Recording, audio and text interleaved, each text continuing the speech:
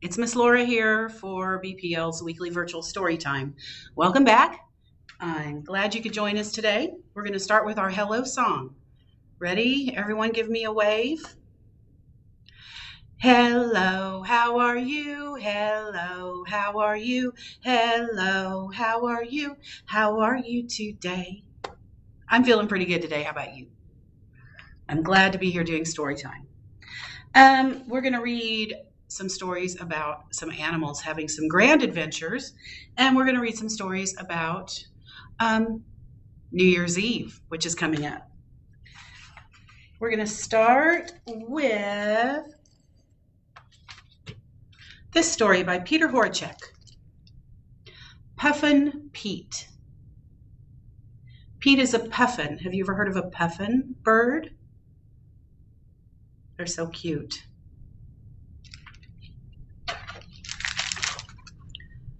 Puffin Peter. This is Peter, right here. This is Paul. Peter and Paul were the best of friends. Paul made Peter laugh by being funny and noisy. They spent their days happily fishing around their rocky island.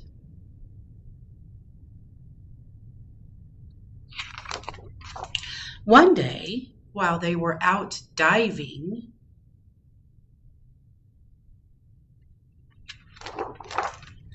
a storm blew up.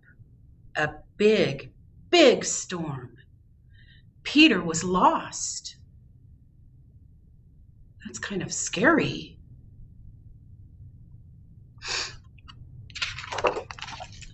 He was blown far out to sea.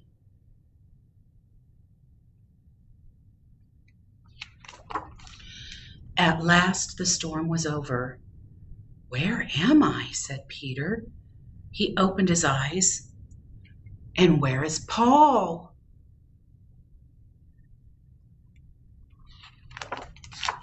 "Hello," said a large blue whale. "Are you lost?" "Yes," said Peter, "and I've lost my best friend Paul."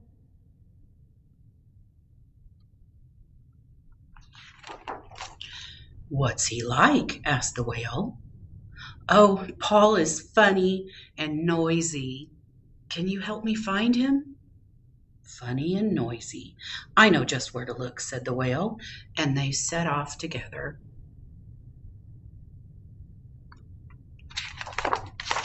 They arrived at a small island. "Which one is Paul?" asked the whale. The birds were funny and noisy, but they were nothing like Paul. "Paul is not a parrot," said Peter. "Paul's feathers are black and white."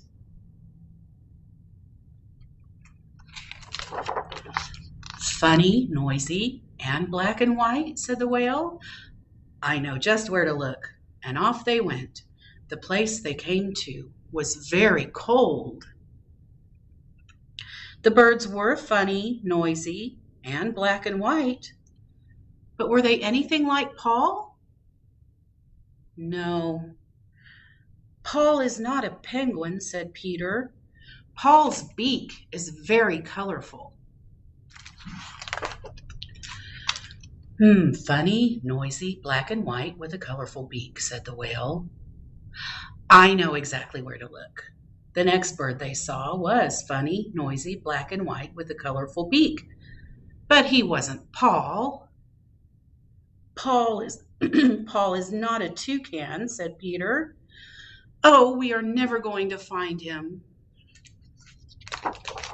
Peter was sad. The whale didn't know where else to look, so they drifted across the ocean.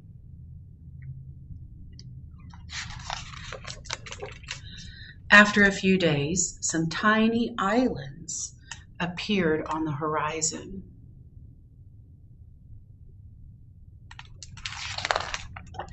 Peter didn't even look up as they drifted closer. "Look," said the whale. "What's that?"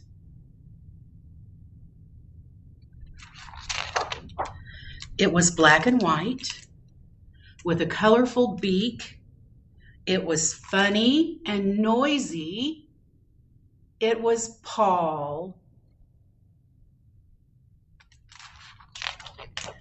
Peter was overjoyed. "So this is Paul?" cried the whale. "Why didn't you tell me?" "Tell you what?" said Peter. The whale smiled. "That Paul is a puffin just like you." And that's the end of Puffin Peter. I'm so glad they found his friend. The end. So, I know you're waiting to hear what the next craft activity is that Miss Melissa has prepared for you guys. We're going to celebrate National Spaghetti Day. Who loves spaghetti? I do. So you can come to the library or to the curb and pick up a National Spaghetti Day information sheet with fun facts, but even better, you can pick up a paper plate spaghetti craft kit. It has all the supplies you need to make your own plate of spaghetti. It's got a paper plate, red tissue paper, yarn, and brown construction paper, and the instructions you'll need to make a paper plate spaghetti craft. Isn't that fun? It really makes me hungry. It looks so real.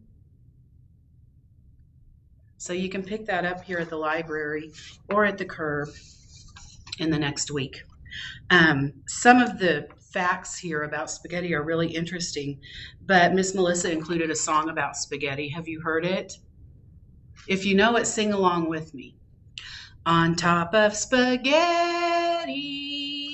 all covered with cheese, I lost my poor meatball when somebody sneezed. Achoo! It rolled off the table and onto the floor, and then my poor meatball rolled right out the door. I think there's more. It rolled in the garden and under a bush, and then my poor meatball was nothing but mush. Oh, poor meatball. So, get your spaghetti craft kit here at the library. We're going to read one of our New Year's Eve stories. So this book by Eve Bunting and illustrated by Jose Mas is Frog and Friends Celebrate Thanksgiving, Christmas, and New Year's Eve. Well, since we've already celebrated Thanksgiving and Christmas, I'm going to skip ahead in the book. It's okay to do that. And read just the story about New Year's Eve. Frog and Friends Celebrate New Year's Eve. We have quite a few of these Frog and Friends books here at the library available for checkout. New Year's Eve. Frog and his friends were playing a game of tag when little Jumping Mouse rushed over to them. "I have news," she said. Frog could tell she was excited. Her nose twitched, her whiskers quivered. "News?" Frog asked, and he and his friends all sat down. They loved mouse news. Little Jumping Mouse was good at slipping into people's houses, and she was good at listening and telling. She sat down next to Frog. "Two girls were talking," Jumping Mouse said, "and I listened. They said New Year's Day is tomorrow, and tonight is New Year's Eve. They said this is the best night of the whole year." "Better than Christmas Eve?" Raccoon asked. "Well, no, but almost as good," Jumping Mouse said. "Everybody wears a funny hat, and at the sound of the big bell, they toss their hats into the air, and that is the start of the new year." "I have heard that big bell. Can you see the people in the windows of the houses celebrating New Year's Eve?" "I've heard that big bell," Frog said. "I didn't know what it meant." "Yeah, on New Year's Eve they dance and they sing," Jumping Mouse said. "They party and they listen for that bell." The little possums jumped up and down and turned somersaults. Party, party, party, they shouted. Rabbit clapped her paws. We all love parties, and her babies joined in. Yes, yes, yes. There's more, Jumping Mouse said. New Year's Day is fun, too. The old year is over, and everyone is happy. Frog frowned. Why? I like the old year. Well, on New Year's Day, you promised to change. You promised to be better, Jumping Mouse told them. What if we don't want to change? Squirrel asked. I don't want to, Raccoon said. I like me the way I am. We like you the way you are, too, Rabbit said. And I don't want to change, she added. What if my little rabbits didn't know me anymore? The little rabbits began to cry. Don't change, Mama. I won't, Rabbit said, and pulled them close to her. Frog and his friends looked at each other. Who wants to change? Frog asked. Not a single paw or claw or foot went up. Who wants their friends to change? And not a single paw or claw or foot went up. Little Jumping Mouse hung her head. I thought this would be good, she said. It is good, Frog said. Super good. We like us the way we are. That makes us real, true friends. They ran to hug each other. So, Frog said, let's forget New Year's Day. We don't have to do everything people do. Who would like to have a New Year's Eve nobody changes party? Every paw and claw and foot went up. They were busy the rest of the day making party hats. At night, they met again. There were hats of all kinds, leaf hats, water lily hats, tin can hats, fern hats, bird's nest hats. It was all lovely. They played Ring Around the Rosie. Sometimes their hats fell off. Squirrel lent his tin can hat so they could play Kick the Can. See that? They sang and danced the hickety-poo while the moonlight danced in the bare tree branches. When the bell rang for New Year's Day, none of them heard it. They were curled together the way real friends do, all of them content, all of them fast asleep. The end. Let's sing our ABCs. Ready? A, B, C, D, E, F, G, H, I, J, K, L, M, N, O, P, Q, R, S, T, U, V, W, X, Y, and Z. Now I know my ABCs. Next time, won't you sing with me? Do you know what the first letter of your name is? My name is Laura, and it starts with L. On the count of 3, I want to hear everyone yell the first letter in your name. Are you ready? 1, 2, 3. Got it? Very nice. All right, another animal adventure story by Sarah Cupriel. Lone Wolf.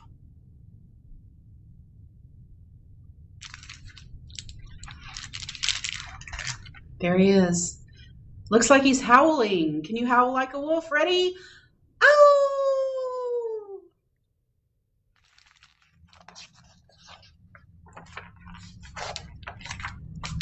But this doesn't look like a wild wolf. This is Maple. Maple loved being the Parker family dog.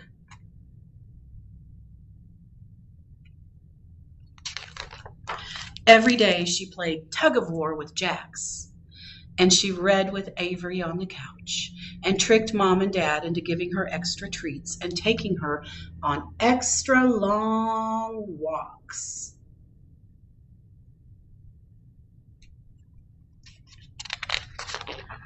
But on her walks, people would say, "Dude, that dog looks like a wolf."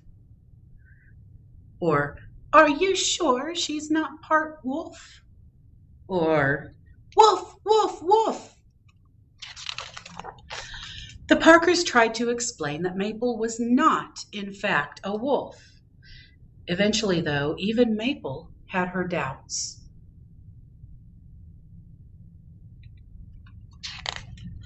She looked more like a wolf than all the other dogs.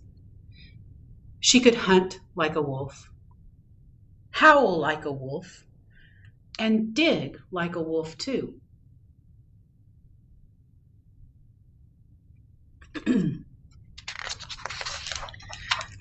Maybe she was a wolf, and wolves belong in the wild, not in houses or dog parks or couches or sidewalks. So one day, when the fence was open just an inch for just a moment, what do you think Maple did?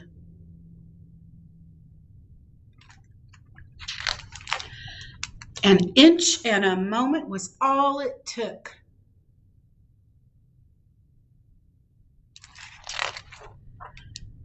But out in the wild, the ground was tougher than Dad's flower garden. Squirrels were harder to hunt than Avery's flip-flops. And the perfect tug-of-war stick was just a stick if Jax wasn't on the other end. Would Mom even hear her if she howled?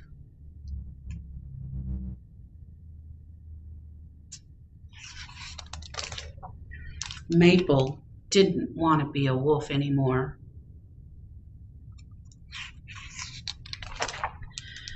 Then she remembered it was time for her evening walk. Maple never missed a walk, so she followed her nose out of the woods and through the neighborhood. And on her walk, she found her pack. It wasn't a pack of wolves. Her pack is her family.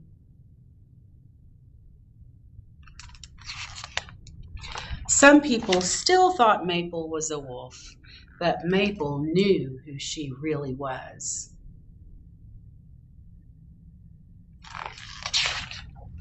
She was a Parker, and she was right where she belonged.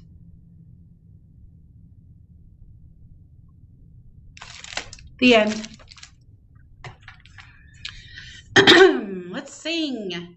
If you're happy and you know it, clap your hands. If you're happy and you know it, clap your hands. If you're happy and you know it, and you really want to show it, if you're happy and you know it, clap your hands.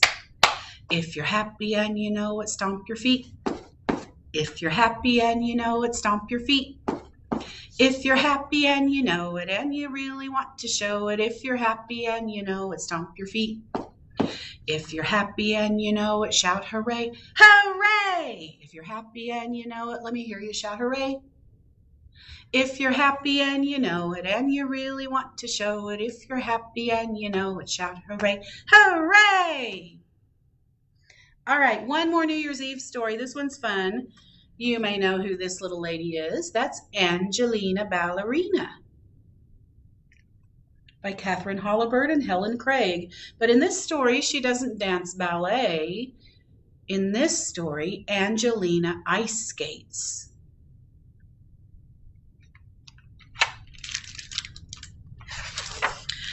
Angelina absolutely loved snowy winter days when she could ice skate with her friends on Miller's Pond.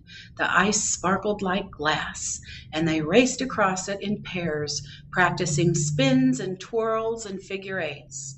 Everyone in the village was getting ready for New Year's Eve, and Angelina was preparing a special ice skating show. Her little cousin Henry wanted to be in the show too, even though he often tumbled off the ice and fell into the snowbanks.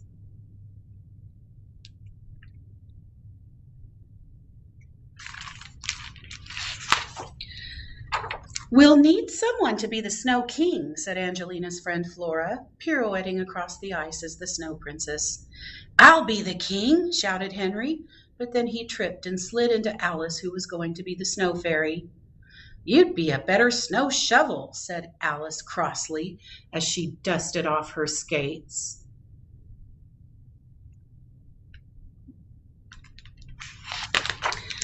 "Don't worry, Henry," said Angelina. "Hold on to me and let's practice skating together."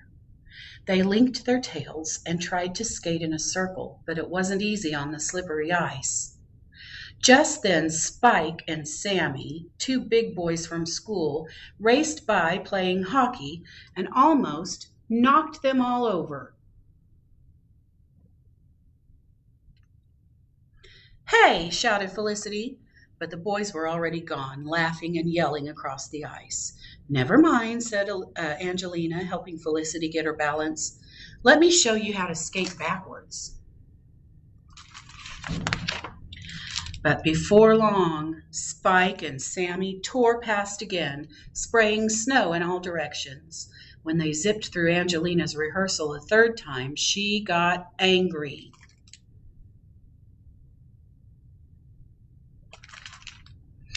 "Please stop interrupting us," she scolded, but the boys just laughed, grabbed Angelina's scarf, and tweaked Flora's whiskers. "Little ballerinas can't catch us," they shouted as they zoomed away. Angelina and her friends chased Spike and Sammy all across the ice, and then Angelina made a huge snowball and hurled it at the boys.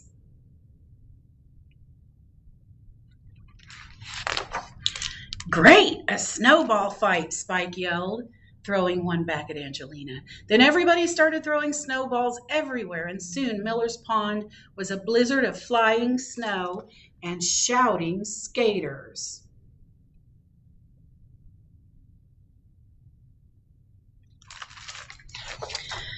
They had so much fun, they stayed until Flora got ice down her neck and Alice's toes began to freeze. Then they trudged back to Angelina's house, feeling tired and frozen. "What's wrong?" asked Angelina's mother.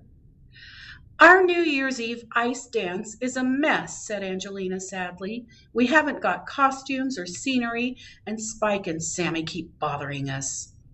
"I can help with costumes," said Mrs. Mouseling. "Maybe those boys are teasing you because they just want some attention."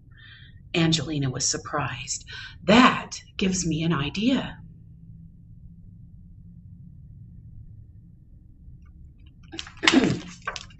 The next day, Angelina put on her skates and whizzed past Spike and Sammy, snatched their caps, and raced off laughing with the boys just behind her. Look at her go.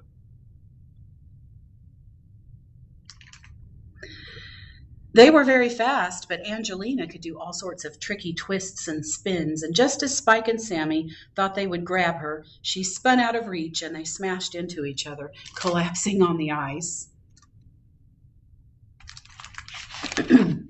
Spike gazed at Angelina in admiration. "You ballerinas are fast." "Would you like to be in our show?" asked Angelina, tossing back their caps. Spike and Sammy leaped up. "Yes," they shouted, skating in circles around her.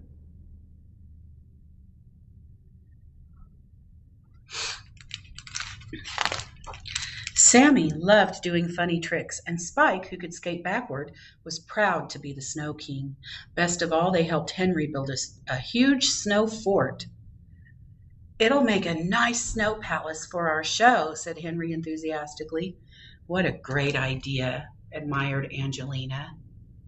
"Isn't that nice?"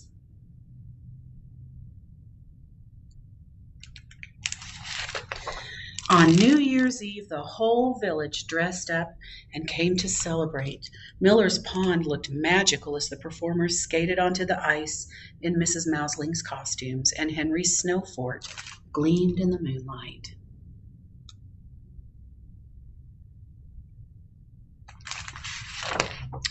When Angelina danced into the spotlight that night, she felt just like a real snow queen. Spike and Sammy did exciting leaps and jumps together, and Henry was thrilled to be the king's attendant, while Felicity, Flora, and Alice seemed to fly across the ice like delicate snowflakes.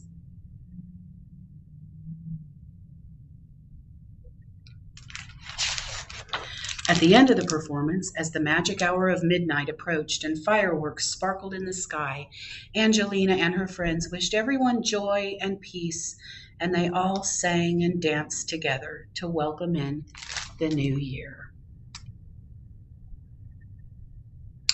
And I would like to wish you all joy and peace for the new year. When I see you next week, it will be 2021.